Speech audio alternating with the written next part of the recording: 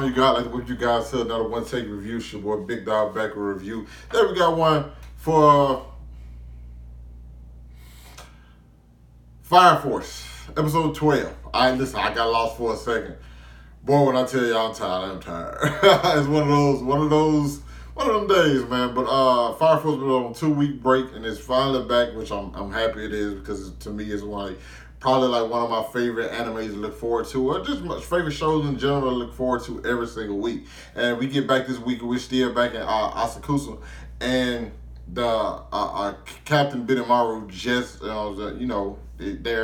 his crew, like his unit is like cleaning up the town, rebuilding people's houses, and we see what happens when stuff like this, when they do have to, when he destroys the town, they have to free somebody from being an inferno.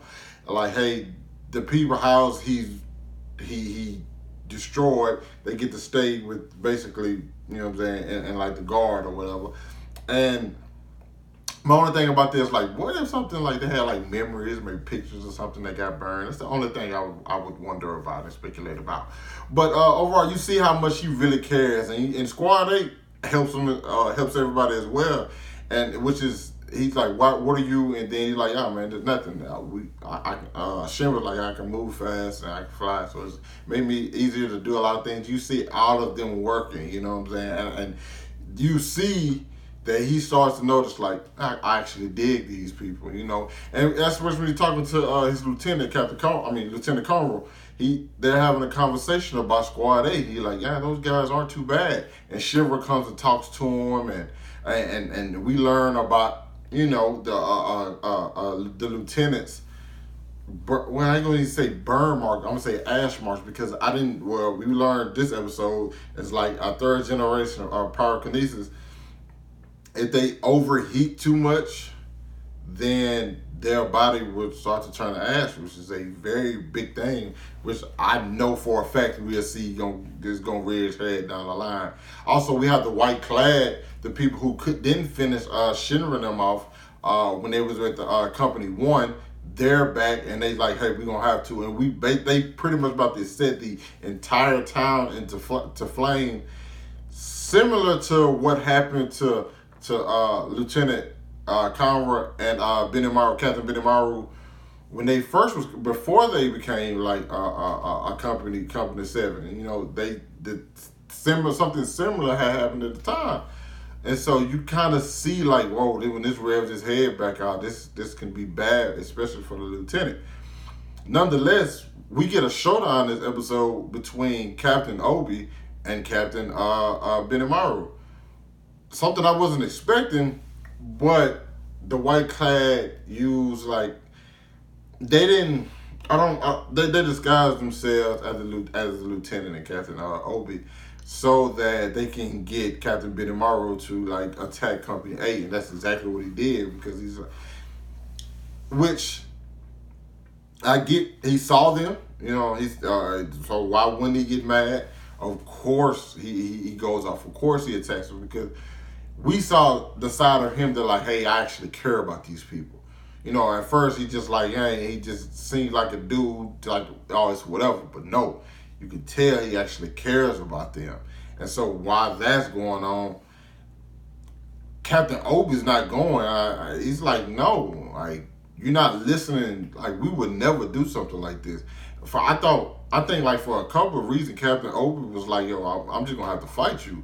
One is that you accuse me of something I didn't do. 2, you attack my squad. And 3, the thing that you accuse me of doing is something that I would never do. It's like, it goes against everything I stand for. And like, when they're fighting, Benimaru was just like, why don't you, like, what you're doing doesn't make sense. Like, you know, why aren't you afraid of the fire? Because Captain Obi has no powers, which we all have been wondering, like, he has no powers. How does he stand toe-to-toe with these guys who are, like, basically have superhuman abilities, you know? And we see it. Like, this guy holds his own. Like, he ain't no, he ain't no bitch, okay? He ain't no, you know what I'm saying? He did his thing, and, like, it's basically a pretty even match until it seemed like Captain Benimaru was about to bring out some kind of special move, and Convo pulled up like, yo, just for me, hear him out, and they did. And I think it's once he found out like, oh, these guys were at the store, so apparently did somebody set this up. But the other thing they're gonna have to deal with is the fact that the White Clad have so many bugs that they're about to release in this town. There are going to be a lot of people dying, and I don't know how Squad 7 is going to be, or Company 7 is going to be able to like take this hit that apparently seems like about to come. Okay, because that's a pretty big hit to take. Also, the next episode is probably going to cover probably that the infestation of the bugs and people, a large number of people turning infernal, but as well as how the Lieutenant Conroe started, I guess ashing. I'm gonna call it ash. There's actually a term for it, but I can't remember the term. But I'm gonna call it ashing. You know what I'm saying? Because he fought what basically looked like a demon, in a demon inferno, which I think is kind of like the same inferno I remember Shinra seeing. I think, and because the horns, I don't think he beat him. I just think he did enough to to get rid of the fire that was going on in the town. But while doing that, it still took a lot out of him because he was already pushed. Him and Benimaru was already pushed to their limits, and when that guy shows up, it's like, okay, I have to go even harder. But yeah, I love this show. I'm not gonna even lie.